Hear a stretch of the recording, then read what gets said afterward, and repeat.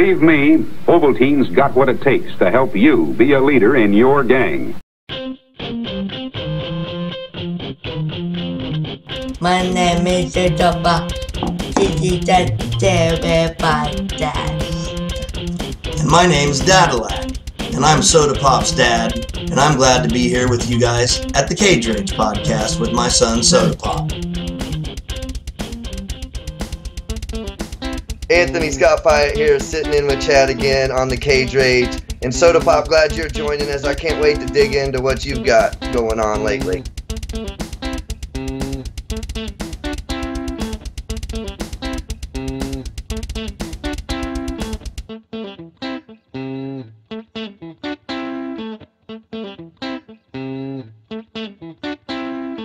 Hey, this is Chadillac, and you're here with the Cage Rage podcast. And I am here with special guest, pugilist extraordinaire, sweet science specialist, Anthony Scott Pyatt, my good buddy and brother from another mother. Scott, tell me about the man, the legend, Lomachenko. Talk about me. Talk to me, tell me all about him. Man, well, you introduced me to this guy, and I have a boxing crush out of this world. So go. Yes, as you should. I've been loving this guy's style for a while. Being the JKD kind of style that I like. I've wondered for a long time why a right-handed person doesn't box with his right hand forward. And I know some people like it and some don't. You'll get different opinions from a Teddy Atlas or, the different guys. Some guys really don't like it. I think you have to demarcate a line, and that's post-Lomachenko and pre-Lomachenko as to what your opinion is about that. Because I honestly believe he's pound-for-pound best in the world now. I've thought it since he was probably 5-1, and we can talk about that one. Let's go there first. Okay, yeah. One. I mean, let's go back just a little bit more. His amateur career, 396-1. Yep. Now, that one, he avenged it twice. He beat that guy 2 times more. Out of 3 times, he beat him twice. And that was early on, right? It was early on, and he came back to win it. And then the same story is true with his pro career. He comes out, his very first fight, because he did win the 2 gold medals and spend so much time as an amateur, 4 years apart on the gold medals. So he comes out, his first fight isn't just sort of some tune-up thing necessarily, not televised. He's on the undercard of Timothy Bradley and Juan Manuel Marquez. Yeah. Fighting a guy named Jose Ramirez. Yep. Jose Pedraza, we can talk about briefly in a minute. That fight's coming up this weekend.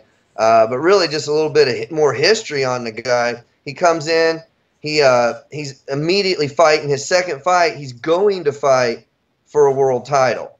Right. But Orlando Salido, kind of a shady guy sometimes in the way he handles his business, comes in at 128.25.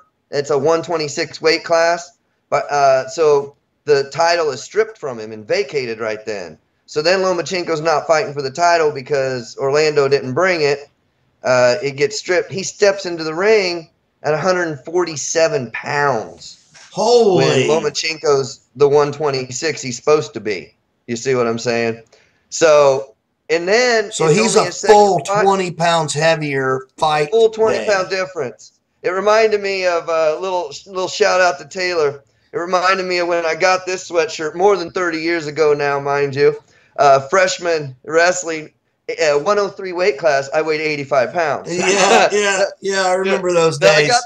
I got the varsity spot, but oh boy, was that. So the smaller guy, figuring out a way to get it done has always been what I've really appreciated. That's why Jeet Kune Do, that's why Jiu-Jitsu, that's why all the best martial arts are about leverage and positioning and footwork. Absolutely.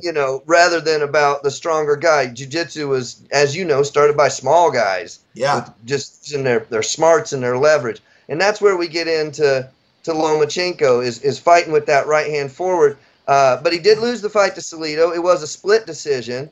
I think it had a lot to do with the weight.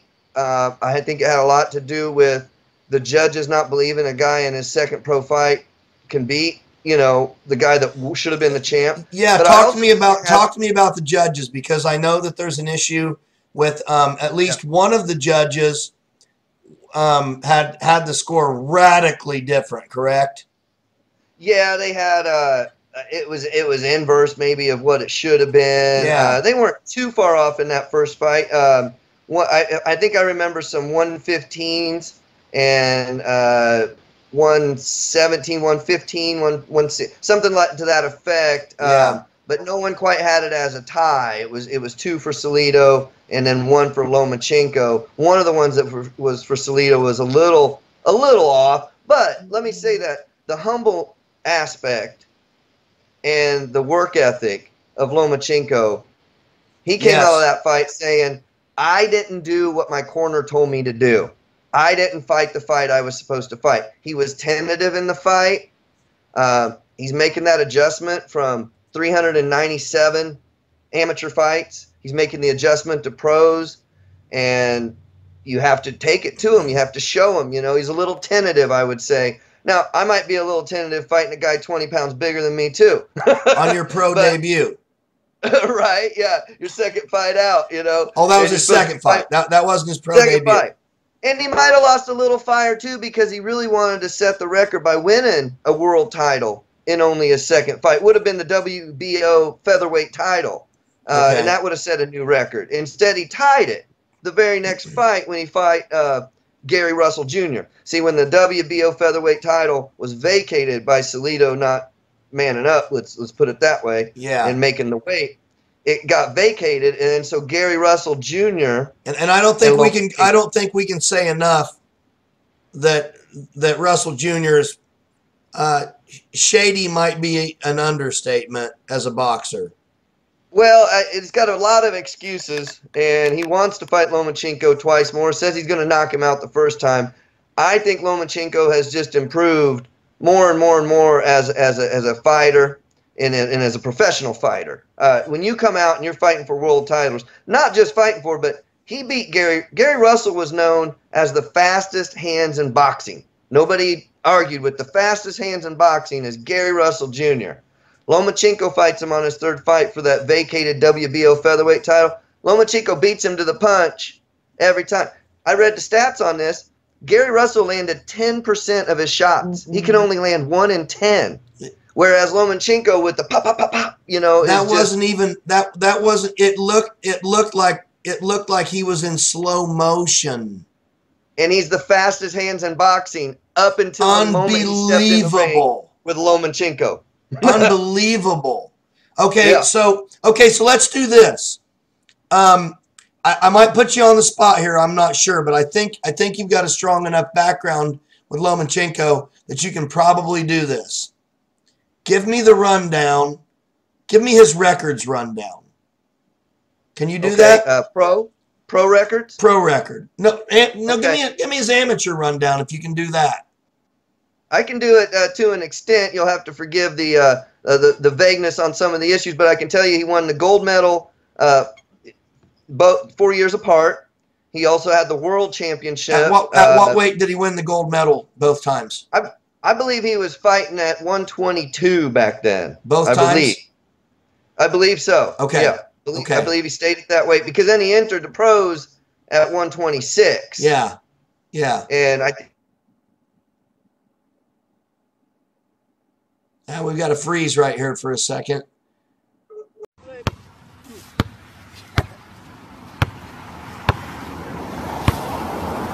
Hey, ladies. Who's watching you?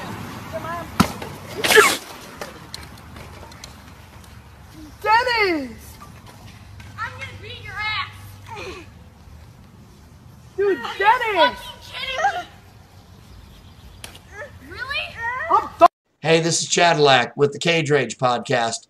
I'm here with special guest Anthony Scott Pyatt, and we are talking Lomachenko, the Matrix. What's the other one? High Tech, they call him. The guy is the god of boxing as far as I'm concerned. Fastest hands I've ever seen. Most beautiful footwork. The Frank Sinatra of footwork in boxing. The Fred Astaire of the square Yeah. circle.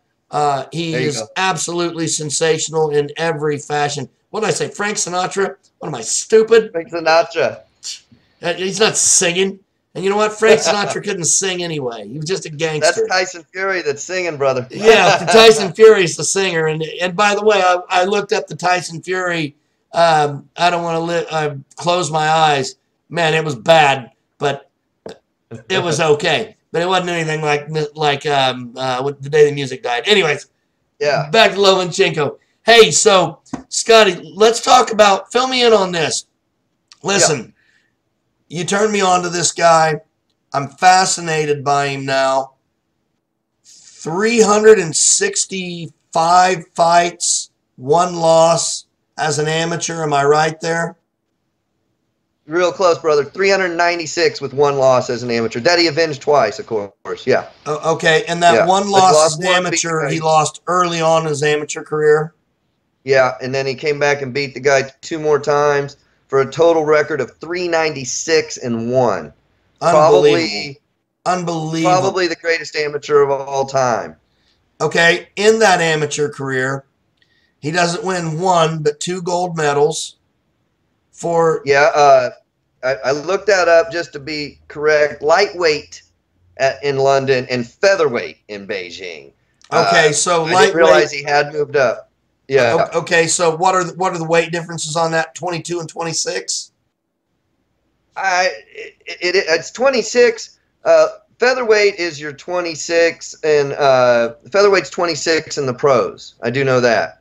So Yeah, I don't know it changes in the Olympics and gets all screwed around. So we won't worry But it about must the have been minutia close of because that. he came in as a featherweight in the pros at 126, and he when he was done fighting in the amateurs, he was fighting featherweight. He went from lightweight to featherweight, so it stands to reason that 126 is probably a comparable number. Yeah. Yeah. And he represented the Ukraine, right?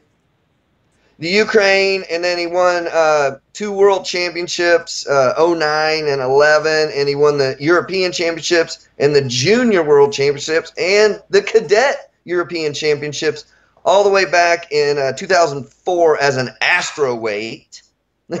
Yeah, so the guy's been going on a route to where he really respects the game, and to stick in it like that and become the best you can be as an amateur, and then come in and, like I said, fight on the undercard of Timothy Bradley and Juan Manuel Marquez on your first fight, lose your second fight by a split, questionable decision. But again, he mans up. He's humble about it. He says, I didn't do everything I could. I didn't listen to my corner. He basically made the adjustment after the Salido fight from amateur to pro. Okay, he made a further adjustment. So as an amateur, he wins almost 400 fights. He wins 2 gold medals, which is amazing, in 2 different weight classes. Represents the Ukraine, which could have been considered old Russia still, but he doesn't consider himself Russian. When he defeated Russians, he kind of made that, he kind of put pinpoints on those in his amateur career.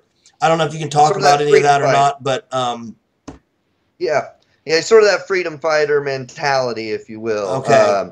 That rebel, that Basque region of France and Spain comes to mind. Those type of guys that are hard workers, because you have to work hard when people are taking everything from you like that. You see what I mean? Yeah. You got to keep making more because they keep taking and whatnot. So it gets that work ethic and that to rise up out of that. I mean, he's done it the right way. He's a humble man. He respects fighters. I've seen him in most of his pre-fight pressers.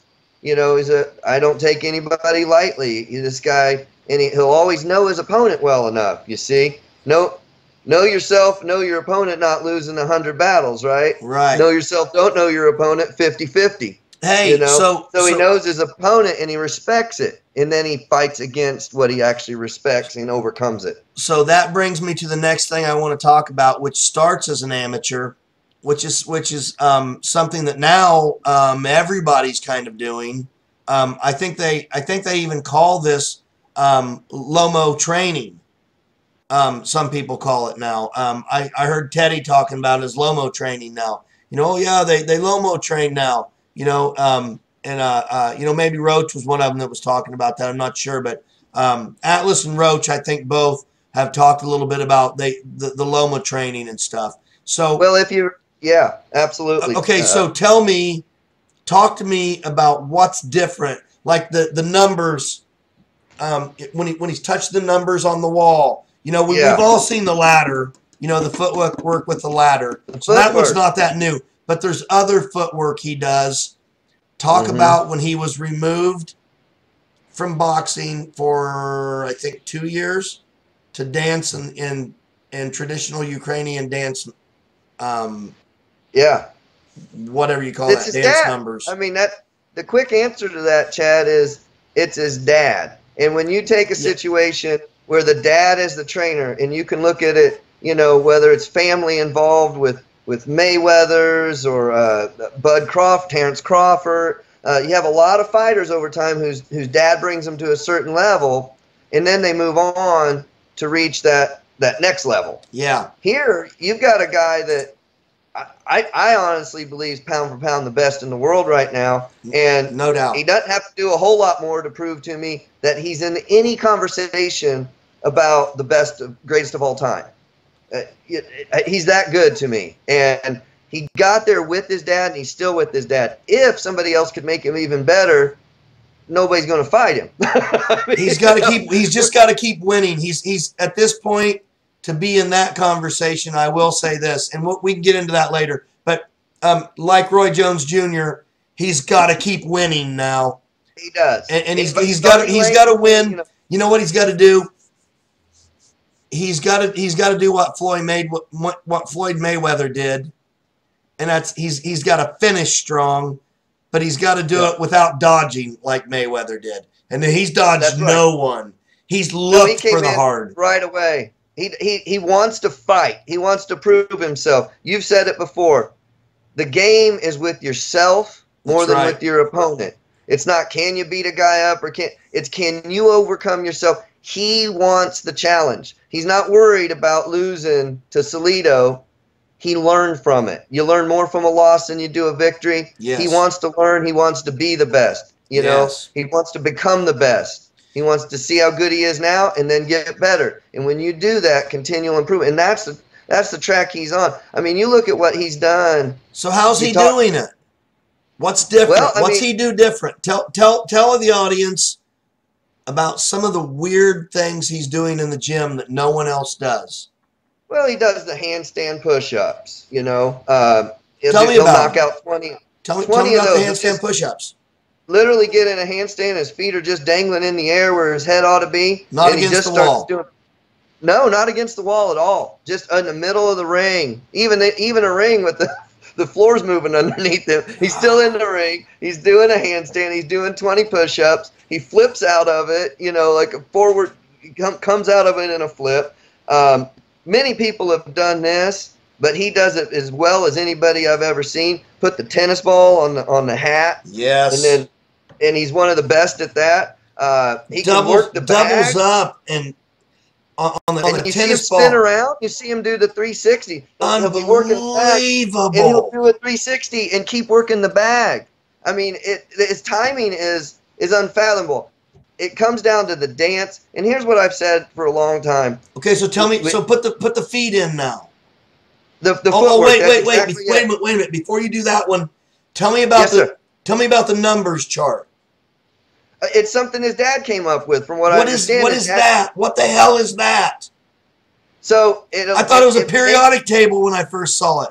Was he doing? An elements periodic table? What the fuck is that?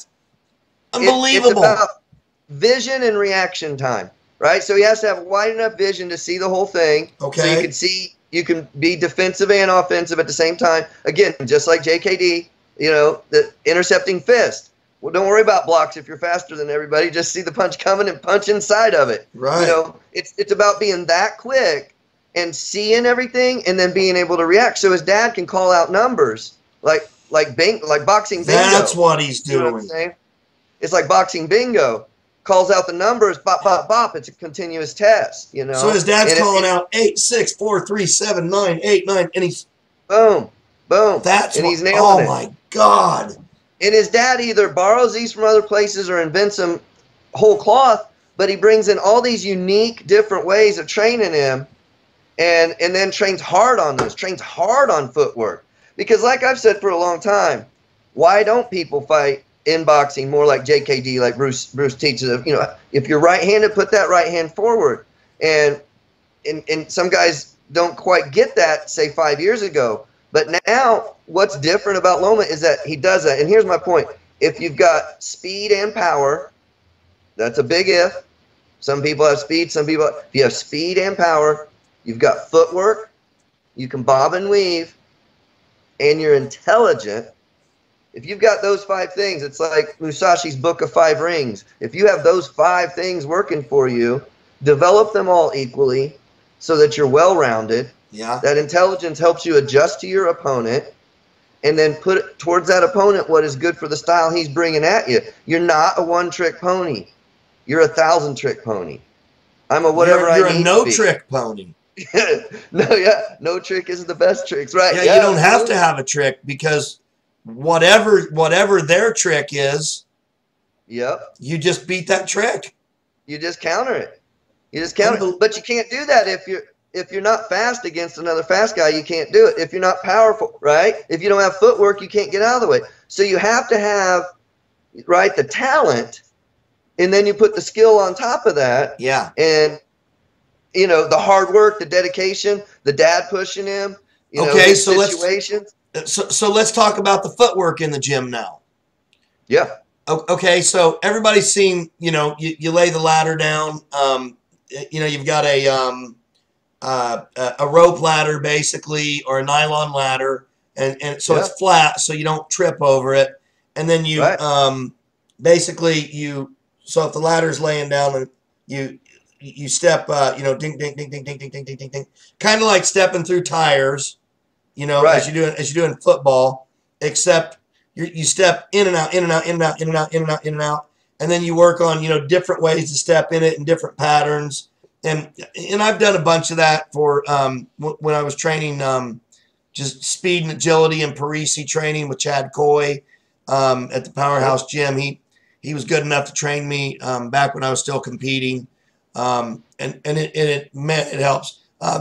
Excuse me. The Parisi motto was excuse me. Sorry about that. It's cold here. Speed. Power crushes, speed kills. So yeah, you know, and that's kind of the idea. Manufacture speed to get crushing power. And Loma's taking that and turning it on its head. I mean, he's doing that. So what else is he doing? Sideways and backwards. What else is he doing? Well, I mean, if you look at his style versus what he's had to come up with, well, I guess a better way to say it is he's seen enough other people through those 397 amateur fights and then now 12 professional fights. And he did grow a lot. I mean, there's a big change between amateur and professional. He's still growing. That's a beautiful thing. But basically, it's a combination of talent and determination. He trains hard, right? He's not going to do what Tyson did with Buster Douglas. Go to Japan and party, right? And think it's in the bag. He doesn't do that with anybody, you know. He's not out there blowing it like that. He's doing it, and he's passionate about it. If he ever lost that or something, we might have a total different fighter. Sure. Just like Tyson. After Tyson beats Klitschko and whatnot. If his mental health's not there, but this guy's got his head right. Yes. This guy's doing it for the right reasons. He's not fueled by anger. He's not mad at every opponent he fights. He respects what they bring to the game, and then he thinks his way through it, right? He thinks his way through it. So, I mean, the intelligence and the footwork set everything else up. This is why. This is why people can't deal with him. They can't catch him. They can't see his angles. They don't see it coming. The punch that hurts is the one you don't see. You don't see his entire body as it shifts from one side to the other, much less the end of his arm, you see. So this is why, you know, that to me, that's it. It's footwork and intelligence. that he concentrates on that sets up the punches. Over and over and over and over again. Every single fight I watched, because once I started watching him, I watched every one of them. I watched all of his pro fights. I was shocked. What is it, 11-0, right? Or 11-1. 11-1. But 12-1 now. Since he beat Linares. Linares, I think, was the 12th when he got his third title fight there. Okay, yeah. I'm always off on my stats. I screw it up all the time. Everybody expects me to be wrong. He said that was I can be wrong. That was a record. I'm a dumbass, so I get to be wrong. That's part of being, you know. So I get lucky like that. But check this out. The one thing that every announcer, every commentator says about him is this. They go to punch him, and he's already gone to their right side. So the one weakness that I think that he has is this. His only predictability might be that when you go to punching, if instead of punching what's in front of you, if you just wing to the right, maybe you can catch him. Because instead of trying to punch what's in front of you, go ahead and just punch to the right. Because if you get lucky, maybe you'll catch him, because that's where he might go. You're true on that, but the thing is he's got this amazing ability, you know, one of his nicknames being the Matrix. He's got this amazing ability, again, the punch board and the whole bit, that he can see that coming. And now instead of using his feet alone, he can bend at his waist. He can pull it, do a shoulder roll. Don't think you're the first person that's thought of it. I still think it's the best strategy, but people have tried it, and I've seen him just do some amazing roll stuff. Yeah. And so I think he trains for that. He trains for the idea that when you keep going like that, isn't this a vulnerability? And then instead of letting it be a vulnerability, it's just another way that you're already prepared for. You move your feet. The guy's expecting it. He threw a little further to the guy's left, to your right. You go ahead and bob and weave out of the way. Now the guy's overcommitted, throwing a big left cross, because most people are, or maybe you're so open at that point. You know, he's coming over the top of your left or whatnot. Even if it's a hook, a left hook, you know, you're still gonna finds a hole. That's it. He'll go underneath your hook, come up. Now you've got your hook wrapped around. He's coming over the top. He finds a hole. That's right. Okay, so watch this, Scotty. I'm going to for those of you that are just listening, Scotty is going to explain what I'm going to do right here, but I don't have any way to explain this move except to show you it. And I'm going to ask you to tell the audience what I'm doing right here. I got you color commentating. Here he is. He's set up in front of him. I obviously I can't even do it, but it is. There you go. It's basically moving around him in a circular dancing motion. Again, like a Fred Astaire, you know, literally, that, or even Ginger Rogers. I mean, it doesn't even matter. They just literally Fred Astaire and Ginger Rogers singing in the rain. Yeah, it really is. It was unbelievable.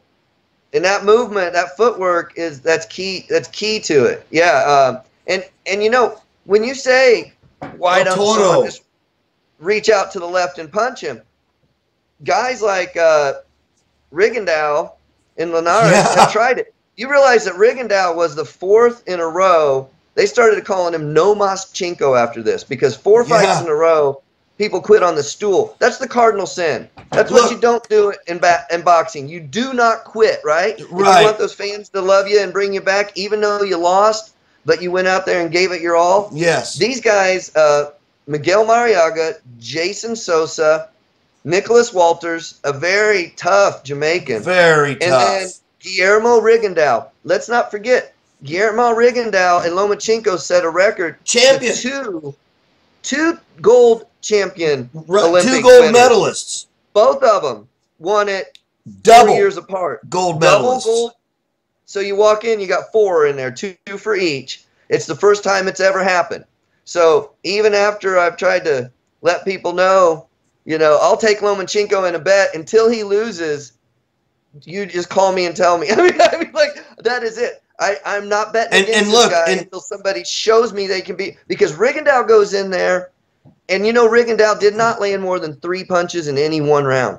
he could not land more than 3 punches per round. I saw something with Rigondeaux that I'd never seen in any fight ever last night watching that fight. I pulled it up and I was like, oh, Rigondeaux, man, I've forgotten all about this guy. Yeah, Guillermo Rigondeaux. Because Rigondeaux was 37. To be fair, he was 37. He was at the end of his career for that fight, just to be fair. But it was by no means was he over the hill or was he done.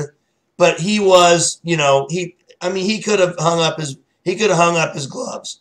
He could, and he probably was getting to that point where he was like, look, at that weight, you don't make the money you make at the higher weights.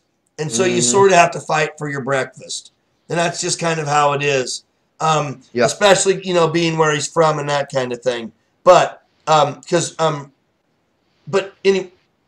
Rigondeaux started bending over and covering his face and kind of covering his head and holding his hands as in like almost a standing fetal position. And Loma was taking his glove and knocking his glove down and then hitting him from on top, standing over him and hitting him as if he was in MMA full mount, standing, but both fighters were standing. I'd never seen anything like that. Loma is not afraid to pull oh my that God, glove I out can't your believe face. I just saw that. Yeah, just Pull it like down with bat it the down, left and hit it block, with the bat it right. down, block, bat it down, blam. Yep. I've never seen And that. again, that has to do with the goofy foot. That right hand forward has to do with that. He's so accurate with his right hand and so powerful that he can have it forward and do the little hooks or the little snaps. His jab is with this powerful hand. So if he brings that left up there and pulls and just pulls that out, he's still accurate and he's still powerful with his right hand. Okay, so that's the style. So speaking of power, let's talk about what happens when he gets hit, though. The one time he does get hit, to be fair, he got dropped. I don't think that was a matter of he wasn't paying attention or anything else. He just simply got hit back. He fought a really good, a much larger fighter, first of all. Taller, longer, much longer reach, much bigger fighter, okay? Moving up to lightweight at that point. And a champion, which he took the belt. A really seasoned veteran fighter, but, in his prime still, and beat his ass the entire time. And then in round 5 or something, caught one straight down the middle and caught him right in the forehead and dropped him. 10th before he actually knocked him out, though. And what's amazing? I'm saying Loma got dropped. Oh, right. Yeah, so he got dropped. He got put on his butt. And in the 5th or 6th. I think the 6th, 5th or 6th. Sure. He got put on his ass, and I was like, oh my God, the impossible has happened. I couldn't believe it because by this time I'd seen him do. Because the fight before that was Rigondeaux. And then the next fight was that, and I was like, oh my God, there is a weakness in this guy. He can be beaten. You just have to be 40 pounds bigger than him, and you have to have a 7-inch reach on him.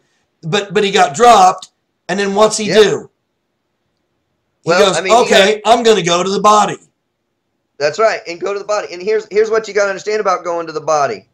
Here's what you got to understand about that whole fight. He's got his right hand forward. We keep talking about it. In the second round, and they didn't let anybody know, but if you go back and look at the footage. What's that? He was a lefty. Linares? Yeah, he was fighting a lefty. Okay, right. Well, he pulls his labrum. He tore his labrum in his shoulder. Oh, so that's when he tore his labrum? Lomachenko tore his labrum against the much bigger Linares in the second round. I didn't realize that. I didn't put that together. Yeah, see, so he's out there fighting. Instead of quitting or complaining, He's right-handed. He takes his strong arm essentially out of the game for any sort of extra power. And that happened early in the fight, right? Like second round. Wow. Well, he fights through the knockdown in the 5th. In the 10th round, he knocks Linares out with his Lomachenko had to use his left, right? Yeah. So he went to the body, knocked Linares out with a body shot. You see what I mean? And just but it had to come him, from his backhand and knock him out in the ribs because he had a torn labrum. Now here's what's amazing about this weekend's fight. This is more of a Lomachenko primer, if you will, more than about this weekend's fight. I hope people enjoy this podcast for a long time to come and enjoy watching Lomachenko. But the thing with this weekend's fight is they've got pictures of him in surgery in the hospital, and when it came out, they said he won't be able to start training until next February. February of 2019. Correct. Before he right now is again. December of 2018. Correct. He's fighting. It is December 5th, 2018, as we are making this podcast right now. And he fights on the 8th of December 8th of 2018, and the doctors told him not to train until February of 2019. So he's 2 months ahead of when he's even supposed to start getting ready for a fight. Oh, I don't like hearing that at all. Well, no, I mean, it is a wild card in my prediction, and we'll get to the prediction. It is a wild card in it, but I think the guy knows, for one, he's 30 years old. He's only got 12 fights, but they're 12 great fights. He's fought whoever he hasn't ducked a fight. He's taken all the mandatory challenges. He's gone after the world champs. He's the quickest one to 3. Because he won the fight against Gary Russell Jr. That's his first world championship. Hey, Scotty, run over his titles real quick. Tell the audience what his titles are. Yeah, we kind of started that earlier and didn't get back. Yeah, give me the titles and the weights. And the weight with the title, the name of the weight, and the actual weight, so the audience understands the equivalent of what that means. Gotcha. So he starts at 126, and that's your featherweight, and he's fighting for the WBO title. Salido again vacates it, so he wins that title off of Gary Russell Jr. Again, the man known as the fastest hands in boxing, who landed only 10% of his shots against Lomachenko, who's actually the man with the fastest hands in boxing. And second is so far away that they look pitiful. Wow. He goes on. His second title fight is in his 6th fight. Well, it's against Roman Rocky Martinez. Yeah, very good fighter as well. Very good. He defeats him for the WBO super featherweight title. And then in his 12th fight with Oscar De La Hoya, who is tied for the record, I believe, at 22. I believe there's a fellow that did it in 20 way back when, but Oscar had 22 professional fights, I believe, at 3rd weight class world championship. Loma does it in 12 fights, and by beating, of course, Linares with a torn labrum in the 2nd. Yeah, and just to point it out, when he dropped him, when Loma got dropped, De La Hoya stood up in the audience and was standing up clapping. Yeah, he's rooting against the wrong guy. So continue. So he's at lightweight now. Started at 126. Now they're fighting at 135, I believe, for lightweight. They had a catch weight. Actually had a catch weight with somebody closer to 140. That might have been, when did he fight 140? Against the fight right before Linares? Was it Rigondeaux? Or was Linares? Did they have a catch weight? It hadn't been Linares because he's the biggest guy he's ever fought. Yeah, so perhaps lightweight was closer to 135, 140. And then I started at the 126. I know 126 is featherweight, and then he had a super featherweight and then a lightweight. So yeah, he's gone through and set that record now. And that's the sort of thing, again, he's 30 years old. He's been professional just for a couple of years. How long does he have? 4 more years? 5 more years? I don't know. So to solidify and really get more people talking with him about the greatest of all time, he really does have to go through some folks. And he's probably going to have to fight some monsters like Terrence Crawford. And Terrence Crawford is going to be one heck of a fight. He better not do that one with the torn labrum. Let's put it that way. Yeah. You see what I'm saying? But yeah, that's the fight that I think might eventually happen. You've got guys in the wings Mikey Garcia comes to mind. I don't think Mikey has a chance against Loma, though. I think slow. Loma will take on. No feet. Yeah. So there are some guys that he could fight. He could fight Gary Russell again, just to show Gary Russell, put a cork in it, buddy. Yeah, Gary's talking about, going to knock Loma out next time they fight, so then there'll have to be a third fight. That's the hype. That's the game. Make it up. Make it a game. One more thing. Hey, Scotty, one more thing before we go and talk about this weekend's fight that I feel like we need to cover. Just 2 minutes. Let's just talk about how incredible this guy's body work is. I mean, I've never seen somebody deliberately work someone's body the way he works the body. I've never seen somebody use uppercuts on the body, on both sides of the body. He'll uppercut and then hook, and then uppercut, and then hook the other side of the body, and then come back to the right side, uppercut and hook, and then uppercut, and then left hook again. And that's a 6-piece combo just to the body, without even. And the guy he's hitting is getting hit so fast and so hard that they have to slow the camera down. Excuse me, to show the audience what happened, because it happened so fast that the audience doesn't even really see anything. To the audience, it's kind of like, oh, you don't see it until between rounds, and then they go, look at the way Lomachenko came in here and went pow, pow, pow, pow. And then you're just like, oh my God, is this guy a wizard? Is he I mean, is he practicing sorcery? That's it. Well, they're not, and they're not tippy. They're not just pats. He's got power behind it, because when you look at one of his hard hooks, he'll get on his toe and rotate his heel, to get that extra hip movement. He's real good at doing that, but also quickly that he stays flowing and he stays ahead of the other guy's counterpunch. But he's still putting all the mechanics into it that he needs to have those punches count and matter. And again, going back to JKD and Bruce, they had to slow him down on film. It's too quick. But if you're doing it from you can't call him Slapsy Maxy, that's for sure. And if you're taking your closest weapon straight to your opponent, and doing it with the right amount of core strength and smarts, and rotating your hips and your feet all the way down to your toe, you're basically taking the earth, you're hitting him with the earth, right? You're pulling that power out of your feet all the way through your frame and core. And so you're pushing off of the canvas and hitting the guy. That's how you do it with power. How do you do it with speed? You got to be quick. How does he do it with both? That is the question. We need to put scientific monitors all over this guy and figure out how he can be slow twitch, fast twitch, powerful. Both quick and powerful. It has to do with form, but it also has to do with training. His body, his talent, just what he was born with. But then the way he keeps refining it and the way he's able to pull. And I feel like he's hitting guys with the power of that ring, or the earth, if you will, coming up, and he pushes his back foot off of that, but he can do it in such a way that he's gone before your counter comes across and totally misses him. So power and speed like we've never seen before. Unbelievable. Okay, listen, we've gone pretty far into this.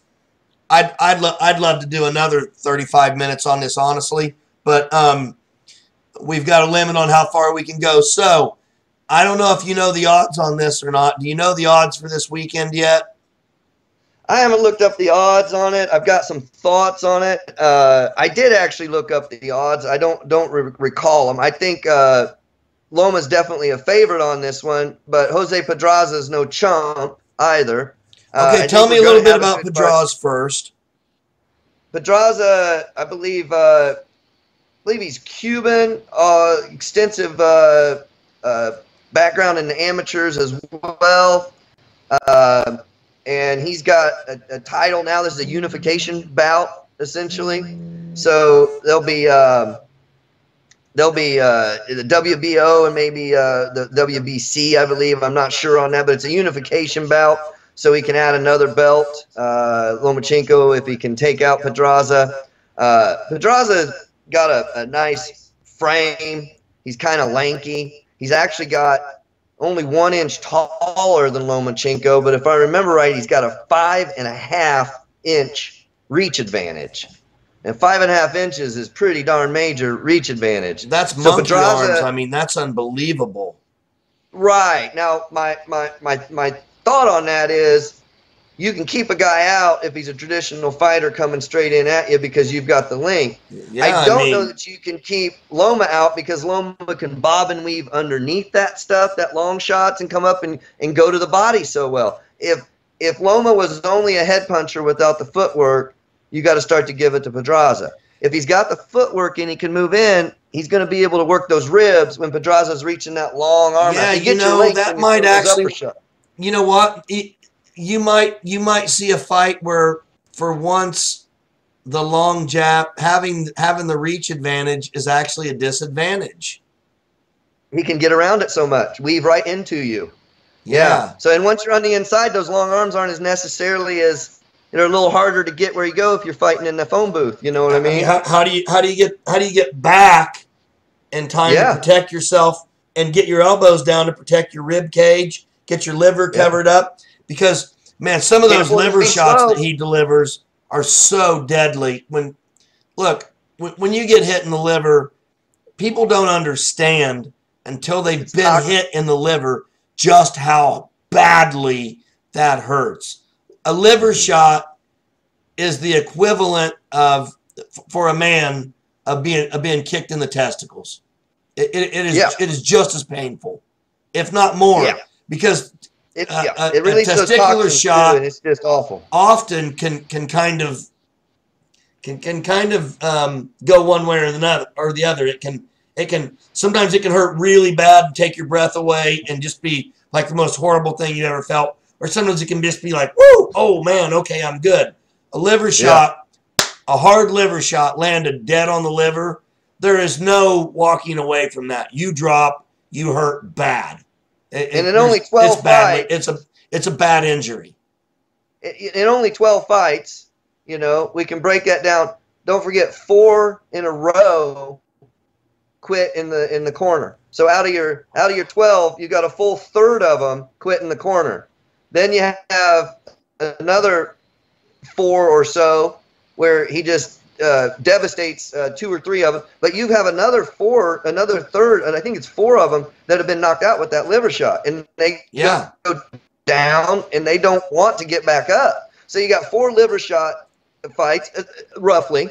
4 for sure in a row give up in the corner, and then it's not a whole lot of decisions against this guy, or he doesn't win a lot of decisions. I mean, he makes people want to quit or makes them go down with a liver shot and just feel like dying. You're not seeing him hit somebody in the forehead or in the nose or in the jaw, and watching him snap the nerve in the jawline and drop. You're not seeing him snap the neck and they drop and they're asleep and they're twitching.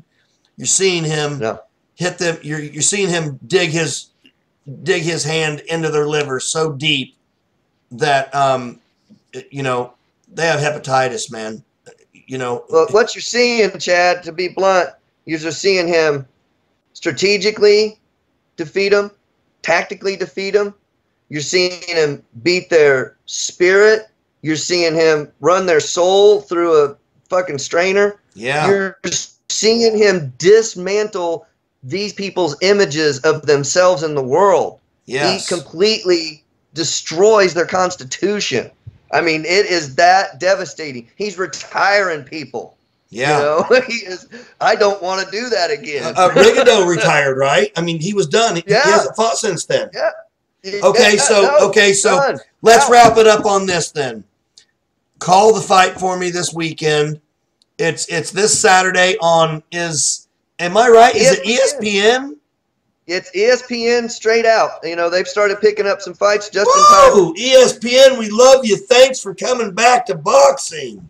Finally. Right? Free fight. Just in time because HBO's last, and it's a not a very good card, but HBO's last fight is also this weekend. Okay, so it's just in time for ESPN, who's been doing it for about a half a year now or so, doing some great things. I love seeing it. And unlike some of the others that tend to deal with one promoter or another, ESPN's made it a point. We're going to work with Golden Boy. We're going to work with Top Rank. Right. We're going to work with Mayweather's company. You see what I'm saying? They'll bring the fight. So it's actually a neutral ground for some of these disputes where people don't fight across promoters, and so we don't really get to find out who's the best. I think this is going to bring in it, and you don't have to have pay-per-view to get a more casual fan. And you know what else it's going to do? It's going to prevent bad judging. Right. No more paid-off judges. Yeah, so I got the fights. Okay, so call the fight for me, Scotty. All right, I've got ding, ding, three bell rings. Mano a mano. They touch gloves. What happens? Well, I'm going to give you all three of them since I went ahead and handicapped all three. Three fights that night. Teofimo Lopez, Mason Menard. I've got a knockout in the 8th for Lopez, somewhere around that zone. He's fighting well right now. Mason's not a chump, but I think he's not to the level he needs to be. Isaac Gobe, I believe he's a Nigerian, excellent fighter. Been through some struggle lately.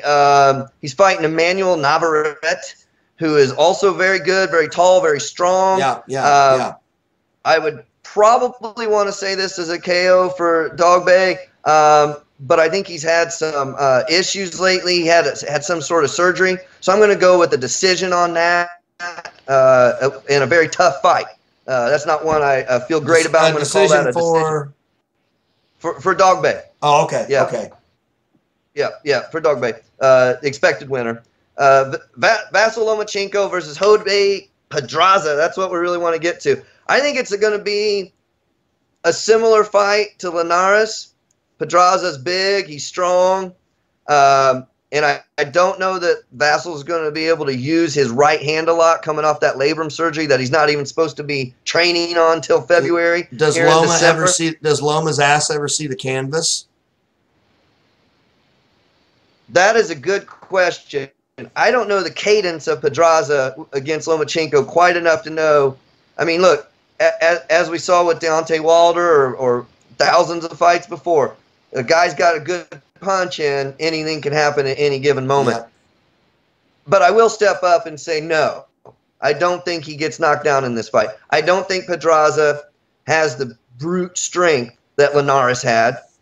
And I don't think that Lomachenko has the psychological problem of dealing with, I've ripped my shoulder out in the second round, and figuring out how to fight with that on the spot might have opened him up by not landing some of the punches he should have, trying to protect that, and then allowing himself open. So I think now his shoulder may or may not be fully healed. Unless he carries that in, is my shoulder okay now? Right, but I think he'll have a game plan to go around it, but I do think he's going to have to finish the fight with his left rather than his right. So I'm going to go with the body shot, another nice little liver shot, left hand. Why not? 10th round. Let's call it 10th round again. Yeah. Fair enough. Lomachenko for the win. Can't wait. Yeah. Have you got the times and stuff on that? ESPN, 8 p.m.? 9 o'clock. 9 o'clock, Saturday night, ESPN. Saturday night, December 8th. Free. Fantastic. So hey, we'll try and have this. We'll try and get this edited and up for y'all. I can't promise that. If not, sorry about it. The problem with this one is going to be that we had such a rough feed because of weather and stuff today that it's going to take a hell of a lot more editing than we thought it was going to. We were going to try and go through a straight shot and just not edit it and publish it. We're not going to be able to do that on this one, unfortunately. We hope we get it up. If not, you got a really nice background on Lomachenko, who I'm not going to call him the best in the world by any means yet, but I am going to say that he's in the running. And he's got to be in the running. If he keeps going, you got to look at the guy and go, I mean, look, Julio Cesar Chavez, you know, Sugar Ray Leonard. Man, I mean, the list just goes on and on and on. That's a huge, huge list to go in against, but this guy's done stuff that I've never, ever seen before. I've been watching boxing all my life on Grandpa's lap, you know, like you said. And for all of you guys who and gals who have been out there and you started watching boxing on Grandpa's lap back when it was on a black and white TV with bunny ears, and Grandpa would say, you know, get up and, you know, put the tinfoil on the bunny ears. You know what I'm talking about. And so you know that deep love of the sweet science that you didn't even understand what you were watching. You just knew that it felt good to be there with your grandpa watching and listening to him talk about, oh, that guy's a coward, or that guy's, you know, back when there were 15 rounds, you know, for every fight, and it was just, that's just the way it was. Back when Wilfred Benitez fought Sugar Ray Leonard, and God, I could go on and on. Anyways, hey, Scotty, loved this segment. Love having you again. We're gonna have to do this some more. I feel a weekly segment coming on. We're gonna have to figure out something to call it because it's just too good not to. Hopefully you can join us again maybe on Friday if we can get this this 3-box thing going, and we can do a boxing segment on that as well. So we'll talk about that off air. Aaron, cut this up for and try to get this done for us, please. Please. Okay. Anything else you want to add before we get out of here, Scotty? No, other than you just reminded me to talk about the sweet science. You know, punch and don't get punched, right? Yes. That's Lomachenko. That's why he's going to stick around for a while. He's not taking hits. He's not like the Mexican fighter standing toe-to-toe, wearing out your brain. This is not how I like to fight. I like to punch and not get punched. Can he take a punch? Sure. Yes. You have to scrap every once in a while? Sure. But that ought to be your style. Your style ought to be don't get punched and punch them a lot. Again, Rigondeaux, 3 punches per round was the best he could do against Lomachenko. That's 3 punches landed. That's it. That's it. Yeah. So, hey, it's always great to be with you, brother. Thanks for having me on. Look forward to doing it again. Much love, my brother. I'll see you again. Yes, sir.